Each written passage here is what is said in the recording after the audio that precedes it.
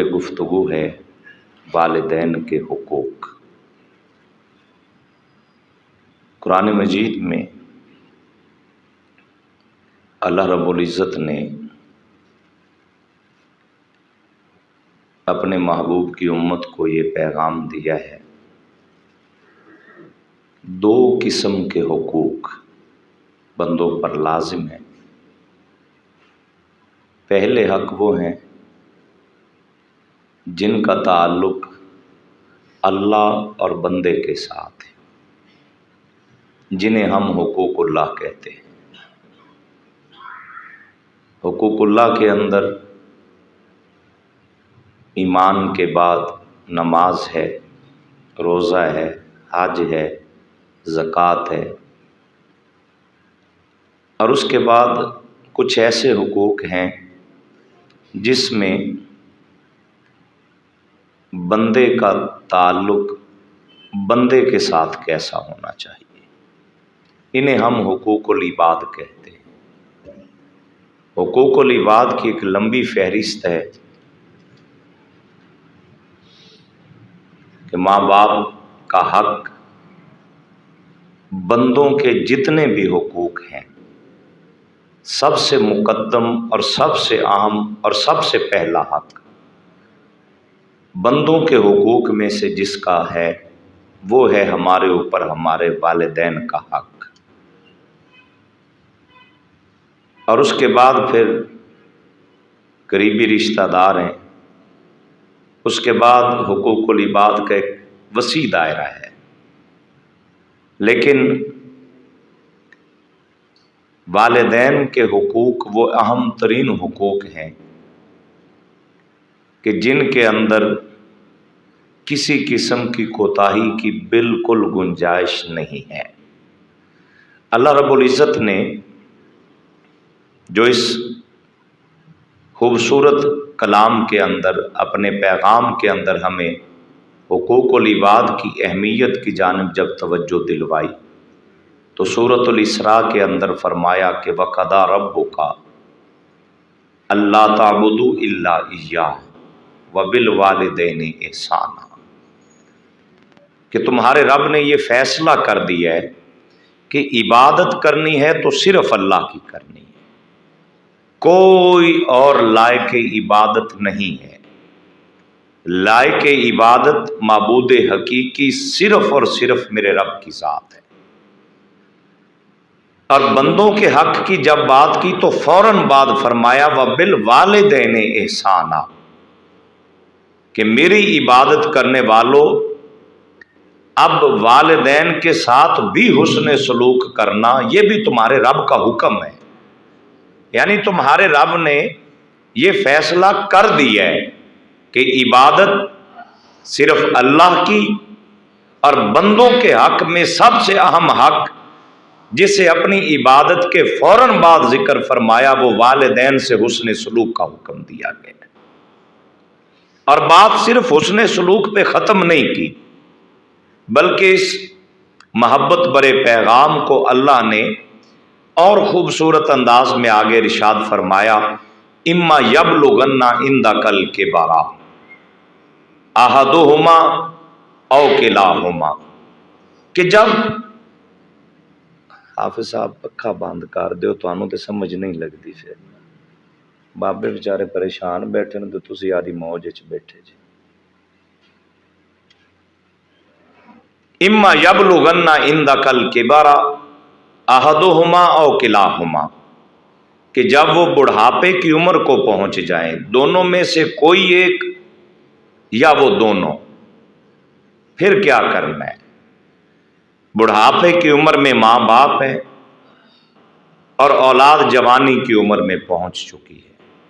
اب اللہ کا قرآن پیغام دیتا ہے لا تقل لہما اف، انہیں اف تک نہیں کہنا، ولا تنہرہما، اور انہیں جھڑکنا بھی نہیں ہے۔ یعنی یہ پیغام دیا جا رہا ہے کہ اپنے ماں باپ سے جب گفتگو کرنی ہے تو انداز گفتگو کیسا ہونا چاہیے۔ اللہ رب العزت نے اس انداز گفتگو کو جب سمجھایا تو قرآن کے اندر دو قسم کی ہستیوں کے ادب کا ذکر اللہ قرآن میں کرتا ہے۔ سب سے پہلا ادب بارگاہ مصطفیٰ کریم صلی اللہ علیہ وآلہ وسلم کا ہے، جس میں اللہ پیغام دیتا ہے کہ یا ایھا الذین آمنوا لا ترفعوا اصواتکم فوق صوت النبی، اے ایمان والو جب میرے محبوب کی بارگاہ میں آؤ تو اپنی آواز بھی اونچی نہ کرنا، اگر آواز بھی اونچی ہو گئی تو اللہ فرماتا ہے ان تحبط اعمالکم وانتم لا تشعرون، تمہارے اعمال ضائع کر دیے جائیں گے اور تمہیں شعور تک نہیں ہوگا۔ ایک ہے غلطی کا ہو جانا اور اس کے بعد غلطی کا احساس ہو جانا۔ اللہ فرماتا ہے اگر میرے محبوب کی بارگاہ میں آواز اونچی کر بیٹھے اور اس طرح بلایا جس طرح ایک دوسرے کو بلاتے ہو، تو اللہ کہہ رہا ہے کہ میں تمہارے اعمال ضائع کر دوں گا اور تمہیں احساس بھی نہیں ہوگا۔ اپنے طور پہ تم نیکیاں کر رہے ہوگے لیکن اللہ کی بارگاہ میں تمہارے سارے اعمال ضائع کر دیے جائیں گے۔ یہ بارگاہ مصطفیٰ کا ادب ہے۔ خلیفہ وقت ابو جعفر منصور بنو عباس کا بادشاہ وقت تھا اور مدینہ طیبہ میں حضور کی بارگاہ میں حاضر ہوا روضہ انور پر، اور محدث مدینہ طیبہ امام مالک بن انس سے اس کی ملاقات ہوئی جو عظیم تابعی گزرے ہیں۔ امام مالک سے مسئلہ پوچھتے پوچھتے بادشاہ وقت کی آواز اونچی ہو گئی در رسول پر۔ جب اس کی آواز اونچی ہوئی تو امام مالک رحمت اللہ تعالی نے بادشاہ وقت کو روکا، فرمایا بادشاہ اپنی آواز آہستہ کر، تجھے نہیں پتا تو دربار رسالت مآب میں کھڑا ہے۔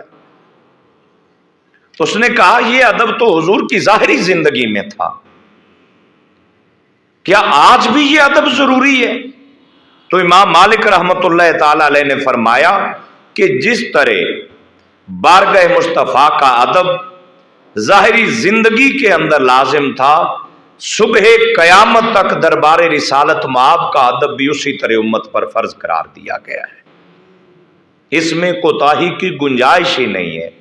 مسئلہ وہ عرض کرنے لگا کہ اے امام مالک مجھے یہ بتائیے کہ میں کھڑا تو آقا کریم کے روضہ انور پر ہوں لیکن دعا کیسے مانگوں؟ استقبل القبلۃ ام استقبل الی رسول اللہ، کیا قبلے کی جانب چہرہ کر کے دعا مانگوں یا حضور کے روضے کی جانب چہرہ کر کے دعا مانگوں؟ وہاں لوگ کھڑے ہوتے ہیں نا جی، وہ روکتے ہیں کہ ادھر چہرہ نہ کیجیے ادھر کیجیے۔ اب جو لوگ گئے انہیں پتہ ہے کہ اگر سنہری جالیوں کی جانب چہرہ کیا جائے تو قبلے کی جانب پیٹھ ہو جاتی ہے، اور قبلے کی جانب چہرہ کریں تو روضہ انور کی جانب پشت ہو جاتی ہے۔ امام مالک سے بادشاہ وقت ابو جعفر منصور پوچھ رہا ہے کہ یہ بتاؤ قبلے کی جانب چہرہ کر کے دعا مانگوں یا روضہ رسول کی جانب چہرہ کر کے دعا مانگوں؟ آپ نے فرمایا استقبل الی رسول اللہ، انہا وسیلتک و وسیلۃ ابیک آدم انہ شفیع من لا یرد۔ فرمایا اے بادشاہ وقت کعبے کی جانب اب چہرہ کر کے دعا نہیں مانگنی، اب چہرہ روضہ انور کی جانب کرو، کیونکہ آقا کی ذات تو کعبے کا بھی کعبہ ہے۔ اور فرمایا یہ تیرا بھی وسیلہ ہے اللہ کی بارگاہ میں، اور جناب آدم علیہ السلام کا بھی وسیلہ ہے، اور یہ ایسے شفیع ہیں جس کی شفاعت میرا نبی کر دے اللہ وہ شفاعت رد نہیں کرتا، وہ قبول ہی قبول ہو جایا کرتی ہے۔ تو میں عرض کر رہا ہوں کہ ایک ادب اللہ کے محبوب کی بارگاہ کا ہے، اور رسالت مآب صلی اللہ علیہ وآلہ وسلم کی بارگاہ کے ادب کے بعد قرآن نے جن کی ادب کا پیغام دیا ہے وہ ہیں ہمارے والدین۔ اف بھی نہیں کہنا، جھڑکنا بھی نہیں، یعنی غلط لفظ غلط جملہ یہ تو ہے ہی سراسر حرام۔ تمہارے چہرے کے اوپر کوئی ایسا تاثر بھی نہ ابھرے جس سے ماں باپ محسوس کریں کہ یار آج میرا بیٹا ہی مجھ سے اظہار نفرت کر رہا ہے، میری بات اسے اتنی بری لگ گئی ہے، کیونکہ ماں باپ دنیا کی کوئی کتاب بھی نہ پڑھے ہوں، فیس ریڈنگ، چہرہ پڑھنا ماں باپ کے بعد ختم ہے۔ وہ چہرہ دیکھ کر اپنی اولاد کا پہچان لیتے ہیں کہ یہ باہر سے اب گھر آیا ہے، یہ کسی مشکل سے گزر کے آیا ہے یا کوئی آسانی ملی ہے، کوئی دکھ کا لمحہ اس کا گزرا ہے یا خوشی کا لمحہ گزرا ہے۔ چہرہ دیکھ کر ساری کی ساری بندے کی کیفیت بتانا یہ ماں باپ سے بہتر کوئی نہیں جانتا۔ اور اللہ کا قرآن یہی پیغام دے رہا ہے کہ تمہاری پیشانی کے اوپر کوئی بل بھی نہ پڑے، تیرے چہرے پر کوئی ایسا تاثر بھی نہ ابھرے جس سے ماں باپ کا دل ٹوٹ جائے کہ آج بیٹا ہی مجھ سے اظہار نفرت کر رہا ہے۔